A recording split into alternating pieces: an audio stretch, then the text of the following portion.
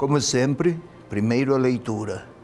O passo seguinte é a explicação, para a segunda parte ser leitura orante.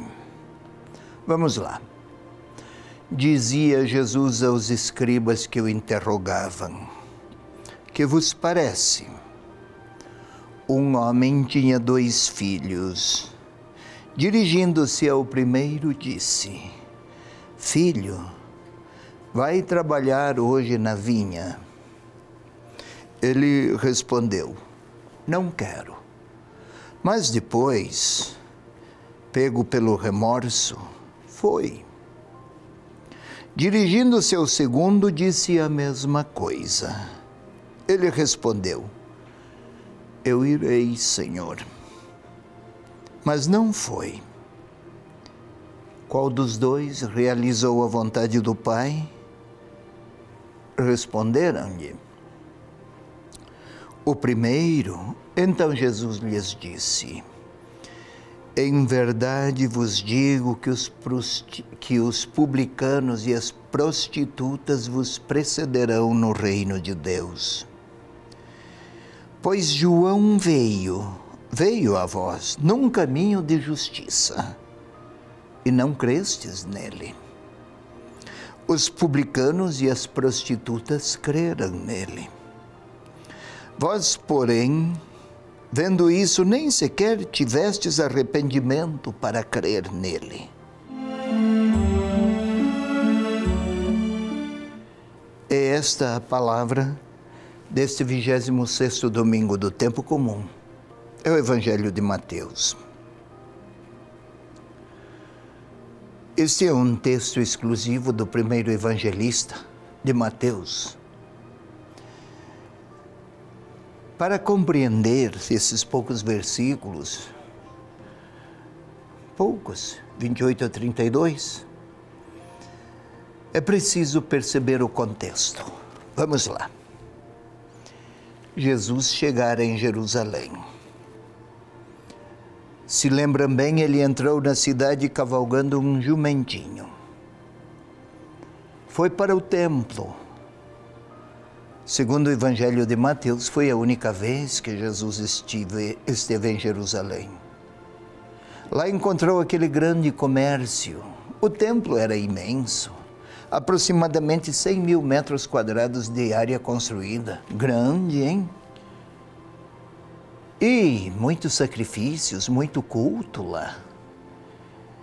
Ofereciam muitos animais, cordeiros, muitas doações. Em moeda estrangeira não podia ser oferecido. A população judaica fora da Palestina era 3 vezes mais do que aquela da Palestina. Vinham do estrangeiro, com moedas de onde vinham, que no templo não era permitido oferecer, pois que traziam imagens de divindades estrangeiras, ídolos, idolatria. Então havia um enorme serviço de câmbio, com muitos lucros. Sabemos, Jesus expulsara os vendilhões do templo. No dia seguinte, foi interrogado, questionado, inquirido: com que autoridade fazes isto? E é neste quadro em que Jesus está a responder que se inserem estes versículos. E aí, que vos parece? Esta é uma forma retórica para introduzir um pensamento de grande relevância. No modo de narrar daquela época era assim: que vos parece? Então, um homem com 2 filhos. Aqui Jesus apela para um linguajar parabólico, parábolas. Ao primeiro, vai trabalhar na vinha. Começa assim: filho. Destaca a relação do pai com ele. Filho, vai trabalhar hoje na vinha. Vinha era muito usual na época, vinha, parreiras produzem uvas, da uva se faz o vinho, símbolo naquela cultura do amor, da alegria. Filho, vai ajudar a multiplicar a alegria e o amor entre as pessoas. Não quero. Arrependido, porém, foi. O segundo, vai. Sim, eu irei. Não foi. A quem se refere Jesus? A toda aquela multidão de pessoas que trabalhavam no templo, muito severos nas observâncias das regras religiosas, mas não trabalhavam na vinha, não amavam. Não tinham uma relação de obediência amorosa com o Pai. Aqui é a imagem de Deus, o Pai. Não tinham uma relação de liberdade, serviam-se da bondade do Pai para vantagens e caprichos próprios. Nenhum arrependimento diante de um relacionamento falseado com o próprio Pai. Pois bem, a resposta de Jesus é importante observar.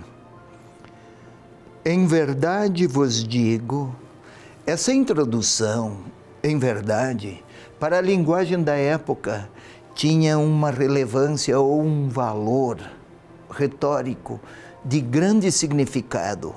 Introduzia uma palavra de grande força persuasiva, de grande verdade, com força de conferir sentido à vida das pessoas ou de transformar a vida de quem aderisse ao que fora dito, falado, assumido, pronunciado. Em verdade vos digo que os publicanos e as prostitutas vos precederão no reino de Deus.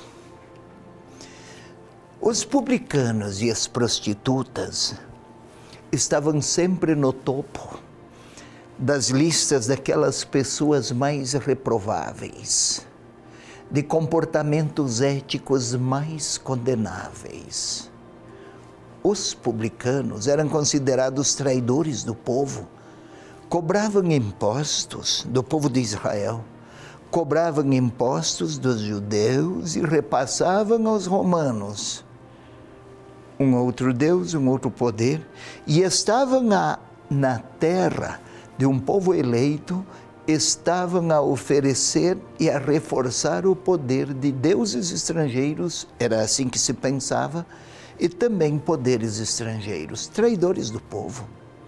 As prostitutas, conhecemos bem o caráter desprezível que é a moralidade de todos os tempos.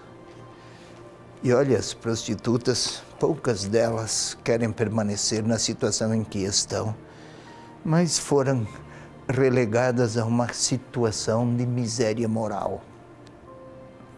Então, na mente daqueles homens do templo, publicanos e prostitutas eram os que, por primeiro, estariam no grupo dos quais Deus os rejeitaria e os condenaria, e os enxotaria, e os excluiria, digamos assim. E é isso que Jesus está a dizer. Publicanos e prostitutas creram, vão preceder a vós porque eles creram. Vos precederão porque creram. Estes do templo não tinham um grau de imoralidade comparável a publicanos e prostitutas, mas de nada se arrependiam. Significava: não precisamos do perdão de Deus, nem do seu amor.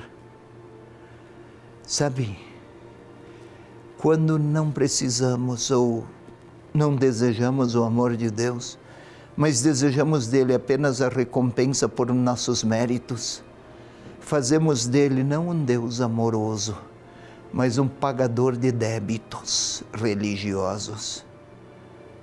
Pagar, remunerar, segundo critérios de mérito, é algo que inclui num quadro que se insere num quadro de obrigatoriedades, de deveres cumpridos. Cumpridos os deveres, ninguém precisa de ninguém mais.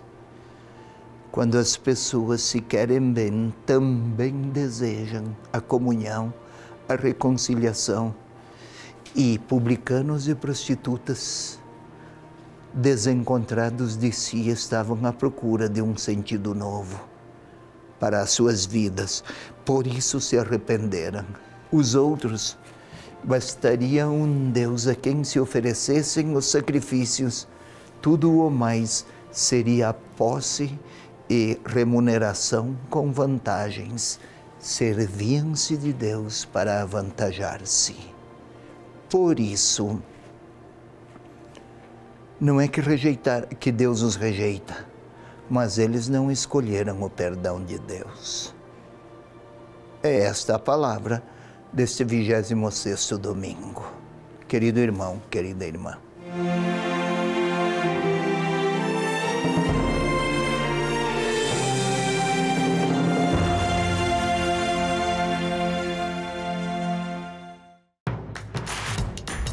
Não perca mais os vídeos da TV Evangelizar. Inscreva-se já!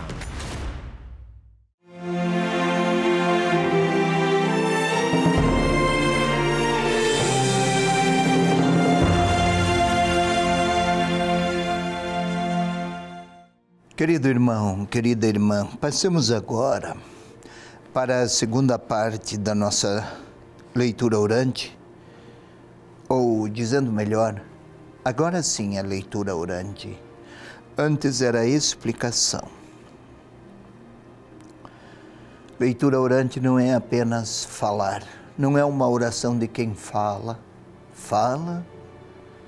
e continua a multiplicar palavras. Leitura orante comporta mais silêncio do que palavras.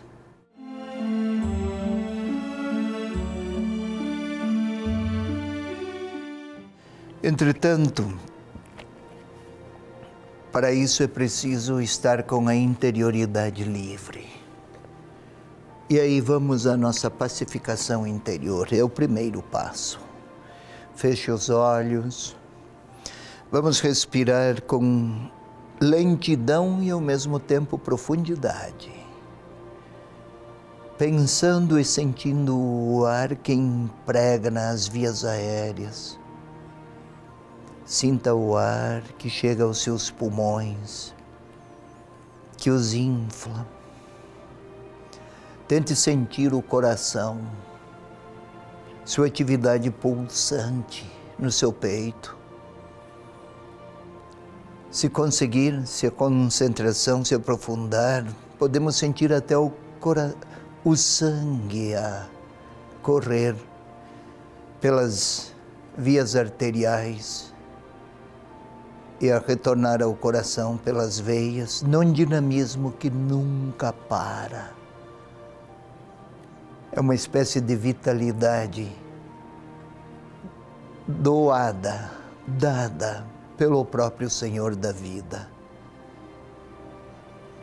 Assim também é o Espírito de Deus na nossa interioridade, o sangue nas veias, o Espírito de Deus na nossa inteligência, nos nossos sentimentos, nos nossos afetos, como se fosse a luz do alto a nos conduzir.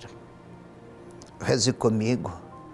Vinde, Espírito Santo, enchei os corações dos vossos fiéis, acendei neles a chama do vosso amor.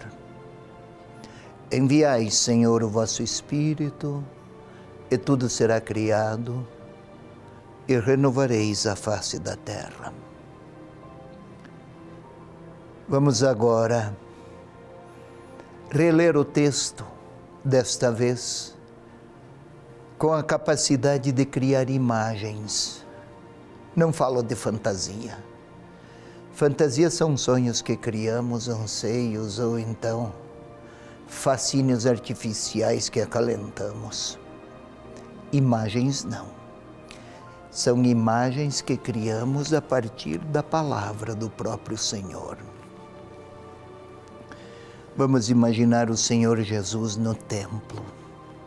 Tem uma esplanada enorme, uma entrada com muitas escadarias, muita gente que chega, que sobe, que desce. Um movimento interminável. Pessoas que estão a vender por todos os lados. Um movimento de palavras, de línguas, muitos estrangeiros, de moedas, de mercadorias de toda a ordem. Lá está Jesus e os gerentes ou prefeitos do templo o cercam. Com que autoridade fazes isso? E então Jesus está a falar. Vamos tentar ver aquelas fisionomias, aqueles rostos contrariados, com olhares fulminantes contra Jesus, irritados que estão. Gostariam muito de flagrá-lo em algum tropeço para acusá-lo. E Jesus a falar, um homem tinha 2 filhos. Tente imaginar os gestos de Jesus. Ao primeiro, vai trabalhar na minha vinha hoje. Entenda bem, vinha, vinho, vinha, uvas, das uvas, vinho, amor. Vai amar as pessoas? Não quero. Tente observar algum filho, dizendo ao pai até com uma fisionomia contrariada, sorumbática, não vou. O pai talvez, sentido e ferido, recolhe-se. Tente imaginar aquele mesmo, depois ferido, com sua própria dureza. Tente imaginá-lo a rever sua resposta e sua decisão e lá vai para a vinha. Imagine o outro, um sorriso falso, querendo salvaguardar aparências. E Jesus está a falar. E eles ouvem. Qual deles fez a vontade do Pai? Não esqueçamos, aqueles são inimigos que estão a falar. Só não o prendem e não o condenam porque há muitos lá e que o admiram e que contemplam, estão por perto a observar os movimentos todos. E Jesus continua.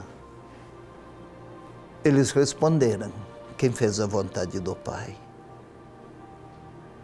Vamos mais. Vamos caminhar naquele cenário.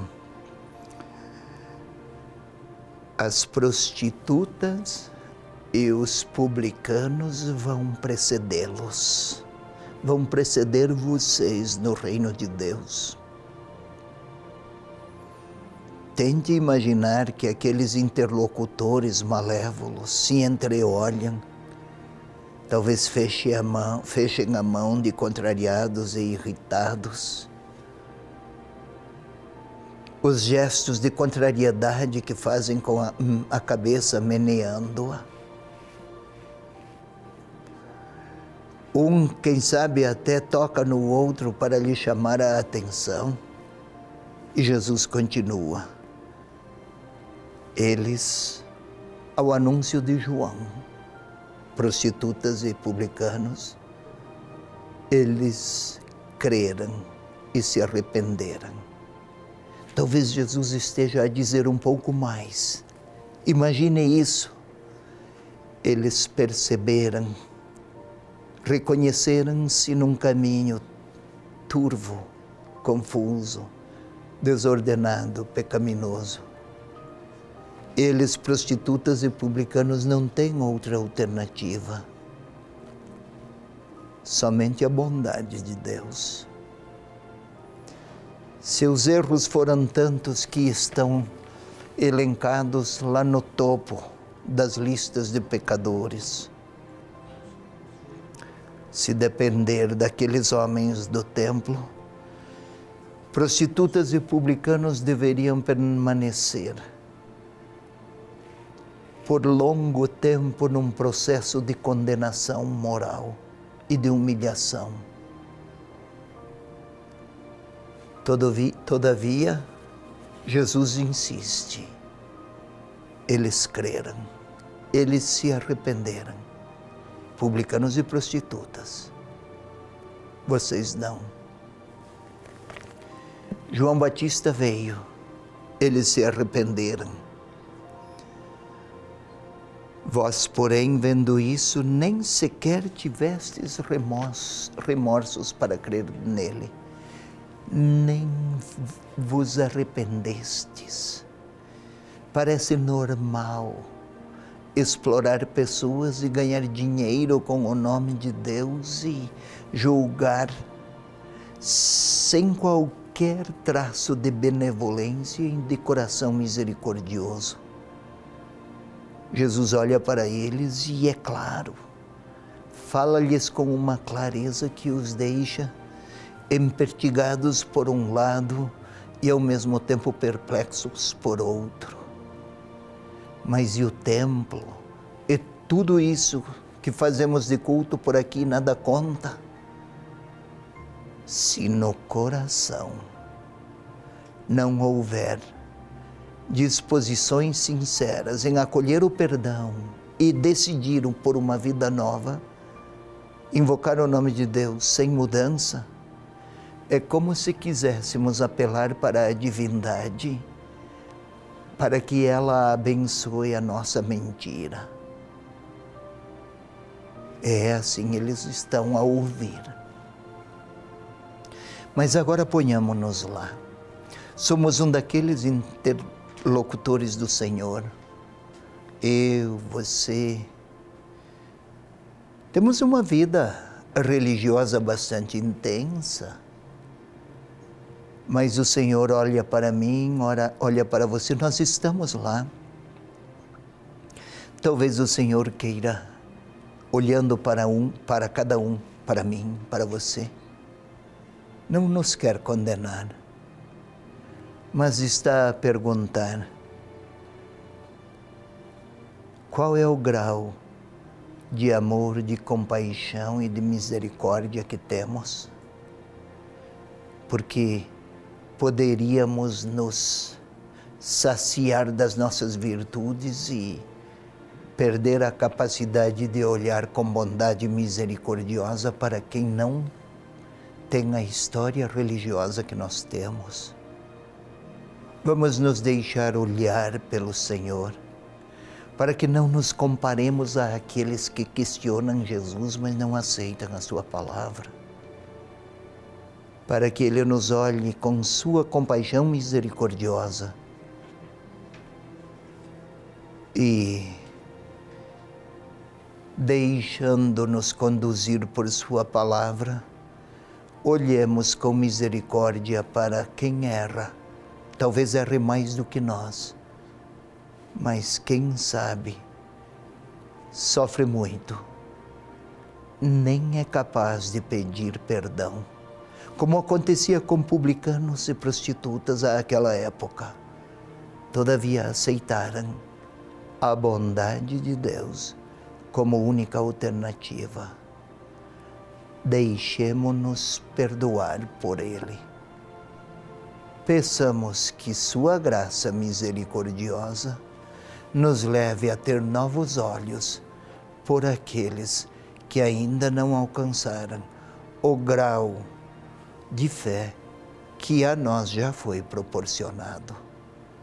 E juntos, vamos deixar o Senhor nos olhar. Qual seria a pergunta que Ele faria para mim hoje? Ele que está lá no templo. Os interlocutores o condenam, mas ele não condena quem quer ouvir a sua palavra.